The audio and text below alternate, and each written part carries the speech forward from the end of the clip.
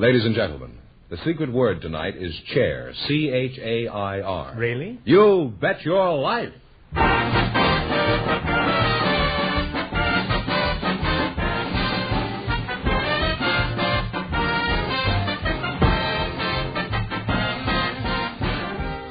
more than 3,000 DeSoto Plymouth dealers of America present Groucho Marx in You Bet Your Life, the comedy quiz series produced and transcribed from Hollywood.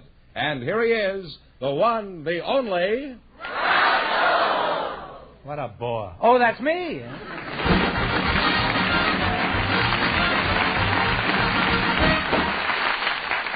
Well, here I am again with $1,000 tonight for one of our couples. We have a couple of young single people for you tonight. This is Fire Dome Fenneman, in case you forget. These young single people were chosen from our studio audience just before we went on the air. Miss Louise Callahan and Mr. Harold Goodman, come in and meet Groucho Marx. Well, welcome, kids, for the DeSoto Plymouth dealers. Say the secret word and divide $100. It's a common word, something you use every day. Louise Callahan and Harold Goodman. Louise, say this. There's quite a lot of you, isn't there? How much of you is there, Louise? 165 pounds. 6 feet tall. 6 feet tall, and you weigh 165, huh? Where are you from? I'm from Shamokin, Pennsylvania. Oh, well, I'm smoking now, huh? Where are you from, Harold? Indiana Harbor, Indiana. How old are you, Harold? 27. 27, huh? Well, you're a fine-looking lad. Thank you. What sort of work do you do, my lad? I'm a physician. Oh, a doctor, huh? Mm-hmm. Yes. Is there any difference between a doctor and a physician? Except the fee, I mean. Well, many professions apply the name doctor to their title, but a physician is... That's a euphemism, isn't it? A euphemism is yes, fine. Yes, well, euphemism and me for using it. You know, I'm curious. What made you decide to become a doctor in the first place? Well, that's a question that I've been asked many times, and it's a very difficult one to answer. Was this after you operated they asked you that?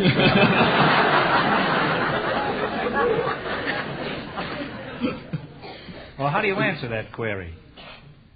The answer of necessity has to be very nebulous and vague, and I just can't give you a specific... Well, we don't object to a nebulous answer. You don't? Oh, no. Well, it offers a great... You'd be surprised how nebulous we can get on this show. I've seen you before, and I'm sure that...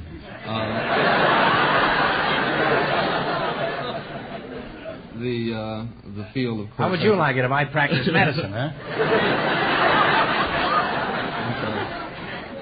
I'm allegedly the comic on this show.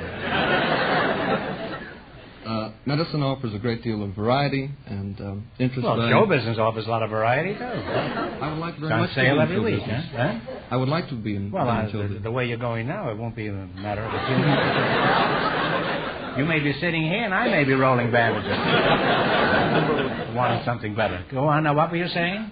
I think I'd finished. Oh, you finished? Well, how'd you make out? There you are. Well, that was quite interesting, and I've learned a lot from that, Doc. Now, you say that this is a kind of a nebulous answer you could only give, a vague answer. I hate to bring up an unpleasant subject like this, but weren't you at all interested in the financial returns of being a doctor? It's a long time before that comes around. You spend 4 years in college. That takes a great deal of money. 4 years in medical school also costs a good deal. This is followed by a year of internship at the rate of about 10 cents an hour. If you want to specialize, a residency for 3 or 4 years at 15 cents an hour. Then out in practice, it'll take a little while to get established. 15 cents an hour? It's quite good these days. Well, it costs you 60 cents to shoot pool for an hour. Why couldn't you skip all those preliminaries and just hang up a shingle when you get out of high school? Well, that would be unethical, and besides, you'd get caught. Well, suppose they nailed you a few times. You'd save 12 years anyway.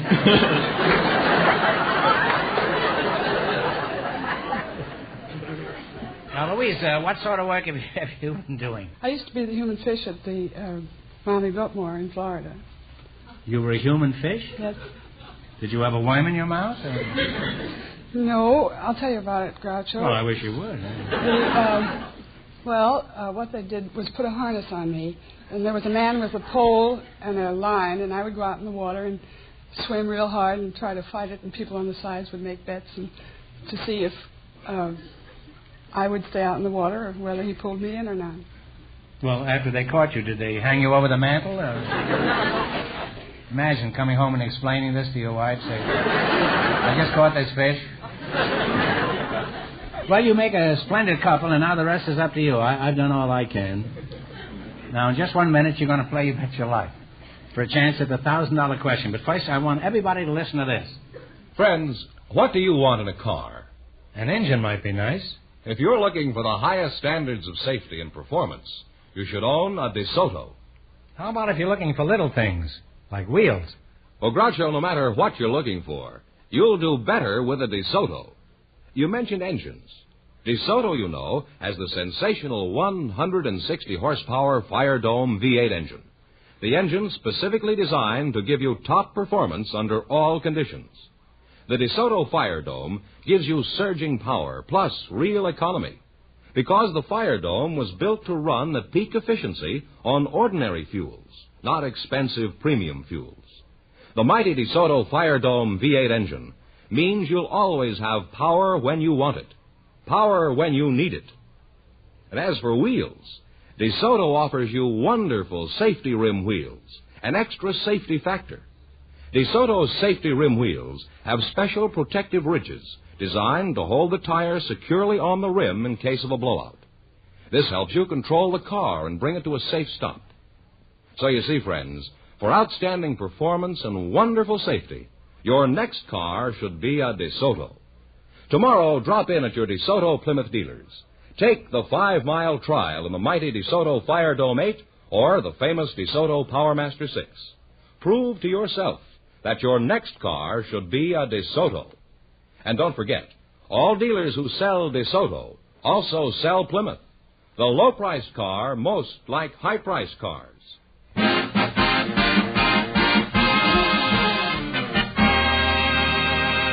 All right, now let's see how you work together as a team. Fireman, Fire Dome Fenneman. Yes, sir. Would you mind explaining the rules to these young culprits, young couple?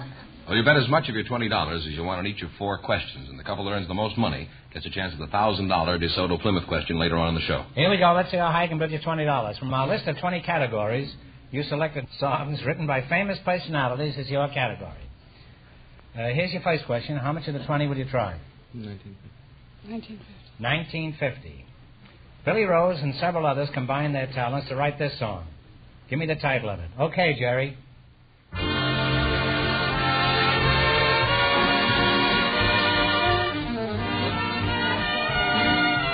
Me and My Shadow. Me and My Shadow is right. Well, for a good start, you have $39.50. The song has been made famous by the old master Ted Lewis. $39 you're going to bet. Remember, you're going for $1,000 tonight. Now, you're going to bet $39. Rudy Valley had a hand in writing this song. Give me the title.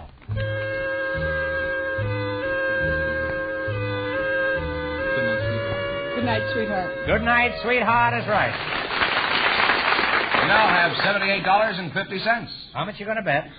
78. Here's the third question. $78. Bing Crosby was one of the writers of this song. What's the name of it? Play it, Jerry.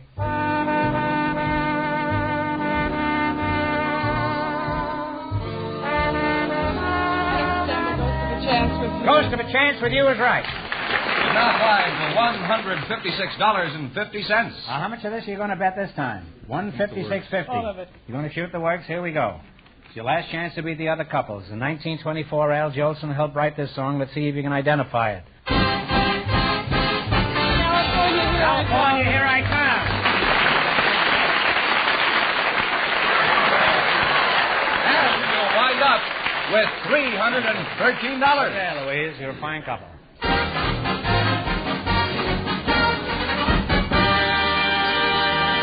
Thanks and good luck from the DeSoto Plymouth dealers. Groucho, we invited some Red Cross workers to the program tonight, and just before we went on the air, our studio audience selected Miss Marjorie Stevens.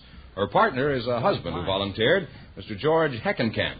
Folks, come in and meet Groucho Marx. Welcome to You Bet Your Life. Say the sacred word and divide $100. It's a common word, something you use every day. Marjorie Stevens, eh? Yes. And Mr. George Heckenkamp. Right. Say, that's a cute uniform, Margie, and you're a cute girl. Are you a CB? No. This is a Red Cross uniform. Oh, well, you don't look very cross. Do you do anything else aside from Red Cross work? Yes, I help an orthodontist. Oh. Well, he goes to his church, and everybody goes to theirs.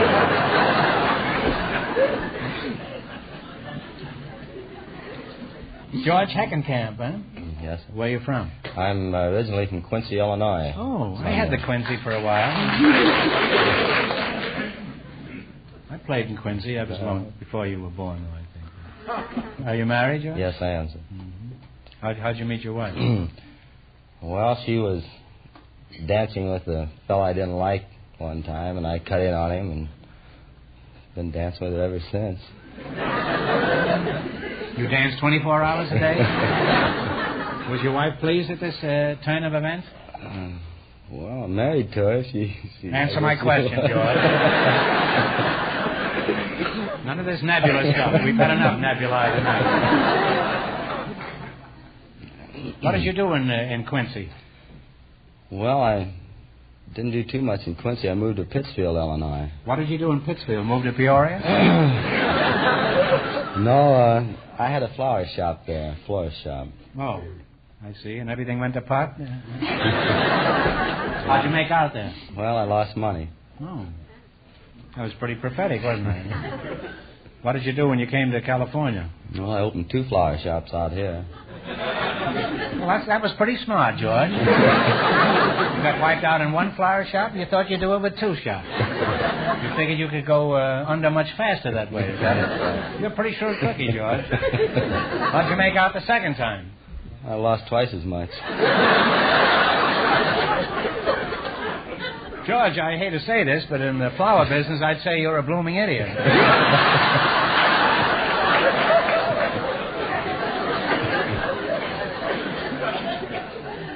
Now, if you're crazy about losing money, I happen to know a little oil deal up in Wyoming.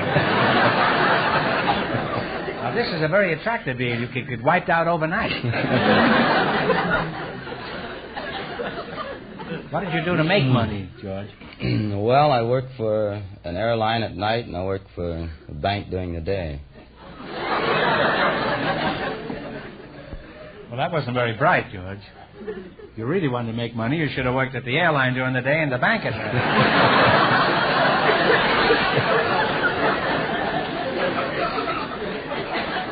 Are you sure you got the right girl, George? I think so. What are you doing now, George? Well, I'm a motorcycle officer for the State Highway Patrol. George, I think you're one of the finest men I've ever met. And if there's anything I can do for you, don't hesitate to call on me. What do you do for the Red Cross, Marjorie? I'm a driver. We take hostesses to the Take the hospital hostess with the mostess on the board. to entertain the boys who are in the hospitals and can't get out. And they play games and cards, and then we take doctors to the blood mobiles and nurses' aides. And men go to different sports around town, like your football games and boxing and all that sort of thing. And we just I'm drive no sport. Would you come to me some night? Well, seriously, you guys are doing a wonderful job. Now, how much do you get paid for all this work? There's a lot of work, isn't there? Nothing. This is all volunteer? Yes. Well, you're doing an even greater job than I thought, Marjorie. It's just... Thank you.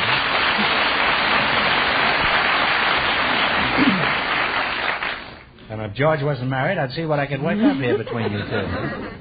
George, let's get back to your job. For example, how did you happen to become a motorcycle cop? You were leading a fairly comparatively honest life up to now. I'd been interested in police work a long time, and I took a civil service exam, and I passed it, and while I was... How fast were you going? Well, while I was waiting for my exam to be called, my appointment, I received 4 traffic tickets in 2 weeks, and so I decided if I couldn't beat them, I better join them. George, there's one thing that bothers a lot of motorists. Why is it you motorcycle cops always hide behind a billboard? Well, we don't hide behind billboards unless they build them while we're sitting there. It's against regulations. We've got to stay out in the open all the time. You say you're always out in the open? Yes, sir. Well, this may surprise you, but I think it's a good thing you are, George. We need you fellas. It takes a lot of courage to control all the screwballs who hit it up on the highways. And I think you're doing a great job. And it's a very dangerous job. And I want to congratulate you. And anything I said in fun. That goes to you, too. You're a couple of fine citizens. Now, in just a minute, I'm going to give you both a chance to make some money. But first, I just want to remind both of you to take a ride in the new DeSoto Fire Dome 8. You'll be as crazy about it as I am. Now, you're going to play You Bet Your Life. You beat our other couples, and you'll get a chance at the $1,000 question. Can't tell you how much you have to win, but Fire Dome George is going to remind our listeners.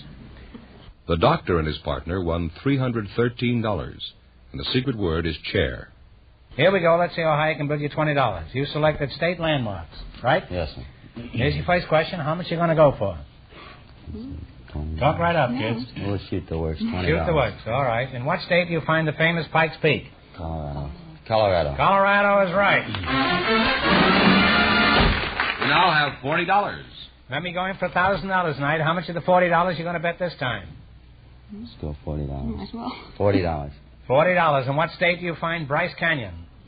Utah. Utah is right. You now climb to $80. Here's your third question. How much of the 80? Let's shoot the works all the way. In what state do you find the famed Everglades? In Florida. Florida is right. You now have $160. Here's your last chance to beat the other couples. How much are you going to go for? Let's shoot the works all the way. Shoot the works. In what state do you find the Grand Coulee Dam?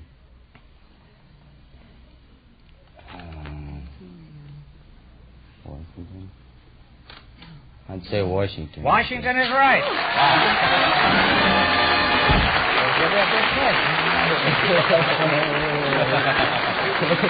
You wind up with $320. Thanks and good luck from the DeSoto Plymouth dealers.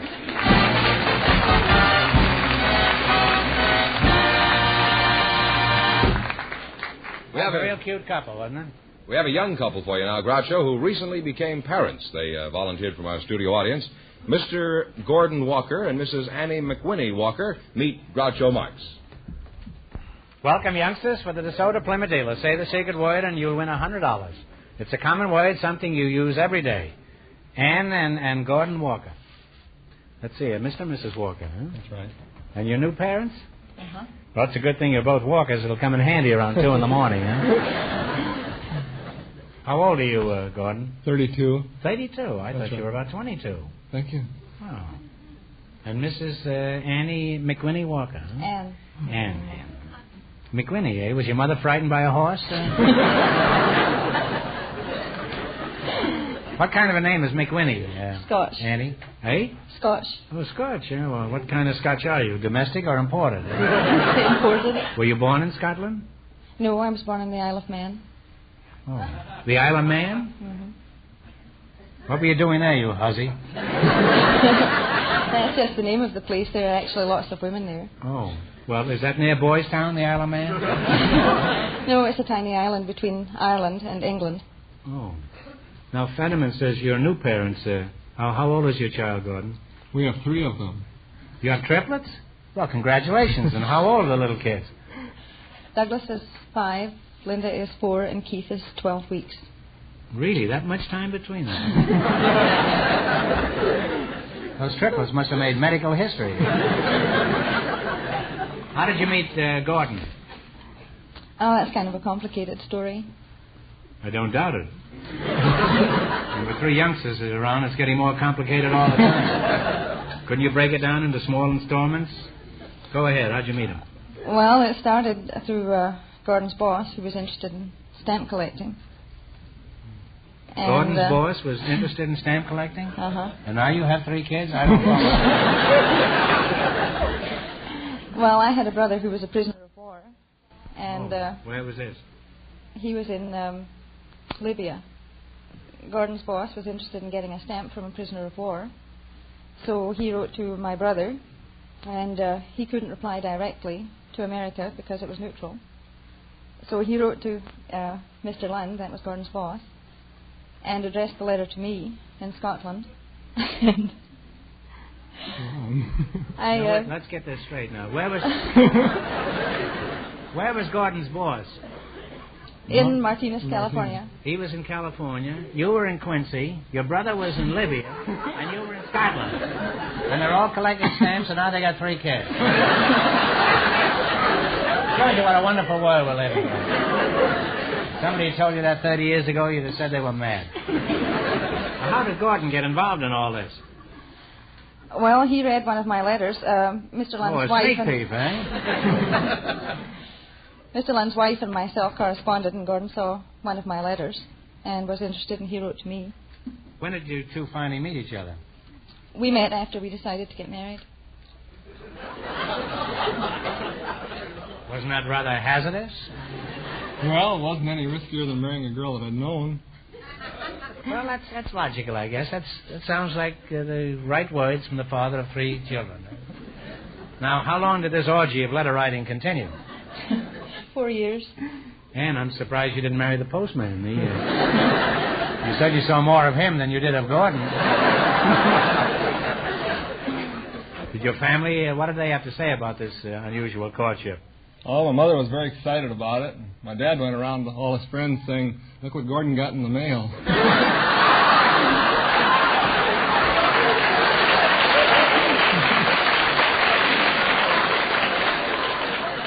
Some people have all the luck. All I ever get in the mail are blotters from the telephone company. What sort of work do you do, Gordon? Well, I'm an analytical chemist for the Shell Oil Company. Oh. Well, has he shelled out pretty regularly? Do you know much about his chemistry work, Ann? No, it's all double Dutch to me. It's what? Yeah, it's all double Dutch to me. Double Dutch, huh?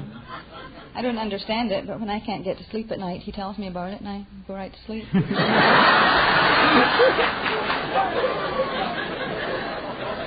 He probably originally married her because he wanted someone to understand him. Someone to be close by his side through thick and thin. She's only there through thick, I think. And there's something that's been bothering me. If you were born in the Isle of Man, how is it you have a Scotch burr? We moved to Glasgow when I was 3. Oh, you went to Glasgow. Mm-hmm. Did you belong to Glasgow? No. I know a song about Glasgow, you know. Will Fife used to sing it. Did you ever hear that song? I belong to Glasgow. Yeah. Could you sing it? Huh? Would you sing it with me? All right.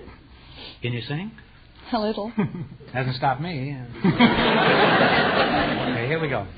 I belong to Glasgow, good old Glasgow town. But there's something the matter with Glasgow, for it's going round and round. And I'm only a common old working chap, as anyone can see. But when I get a couple of drinks on a Saturday, Glasgow belongs to me.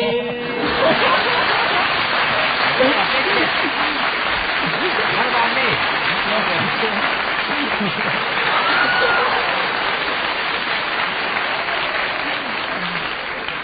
We both lost our heads in that song. You know, we may have more in common than Gordon and she has. Well, you're a nice young couple, and obviously the post office did an excellent job as Cupid. And I wish the both of you a long and a happy life together. Now it's time to play You Bet Your Life. You got to run your $20 no more than our other couples, and you'll get a chance at the $1,000 question. I can't tell you how much to win. You have to win, but George is going to remind our listeners. The Red Cross worker and the police officer lead with $320. Okay, here we go. FCO High can bill you $20. You selected the animal kingdom. Here's your first question. How much will you bet? $19.99. What do you call a male deer? Buck. Buck is right. You have $39.99. Now, how much of the $39.99 are you going to go for? We'll save a half a cent and bet $39.99. Thank you. Okay. What do you call a baby horse? A colt. Colt is right. You have $79.98 and a half. Yes. See that? Now, how much are you going to go for? This is the third question. We'll save a half a cent again. $79.98. That makes it, doesn't it? Okay. What do you call a female sheep? You. Don't call it to me. Call it to you. That's right, to you. You knew that from the Bunny Bucks of Scandal and all that. You have $159.96 and a half cents. Here's your last chance to be the other couple. How much will you bet? We'll still save a half a cent. All right. What do you call a baby bear? A cub. A cub is right. What do you call a baby when he isn't bear? Cute. And you wind up with $319.92.5. And that means that the Red Cross girl and the police officer, with $320 in just 1 minute, get the chance at the DeSoto Plymouth $1,000 question. Well, thanks and good luck from the DeSoto Plymouth deal. Thank you.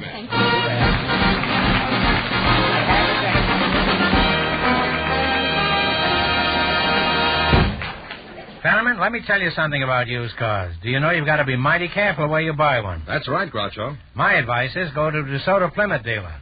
He has a wide selection of popular makes and models. And when you buy from him, you know you're getting a really reliable car that'll give you plenty of good service. That's true, George, and that's because the DeSoto Plymouth dealer has a reputation to uphold. A reputation for fair and square dealing. So for a good used car at a fair price, easy terms, go to your DeSoto Plymouth dealers. And when you do, tell them Groucho sent you.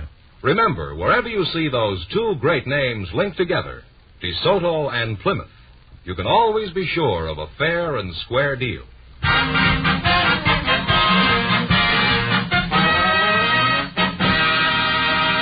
Here's the Red Cross girl and the police officer, Groucho, the winning couple, all set for the DeSoto Plymouth $1,000 question.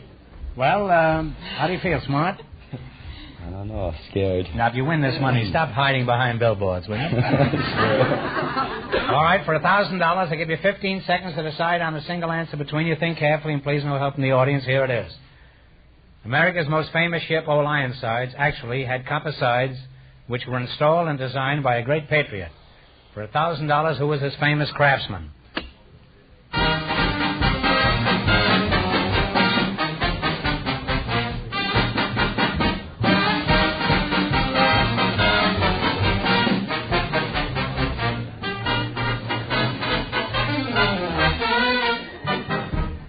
All right, kids, what's the answer you two have decided upon? I think it was Paul Revere. Paul Revere is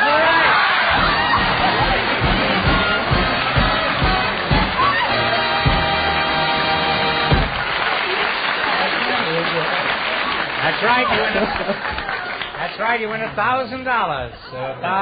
How much in the quiz, George? $320 in the quiz. $1,320. Well, congratulations from the more than 3,000 DeSoto Plymouth dealers from coast to coast. You bet your life. Thank you.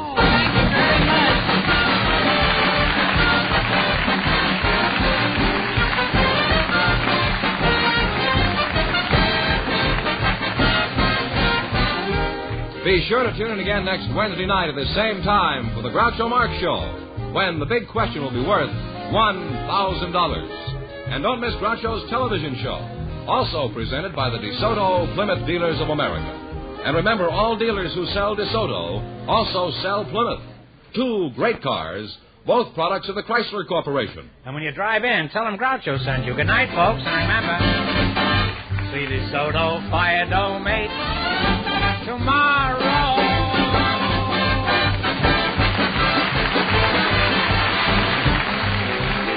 Folks, here's a reminder from the National Safety Council. The 3 R's of safe driving are ready, reasonable, and right. You Bet Your Life, transcribed from Hollywood, is produced by John Goodell. Directed by Robert Dwan and Bernie Smith. Music by Jerry Fielding. This is George Fenneman signing off for the more than 3,000 DeSoto Plymouth dealers from coast to coast.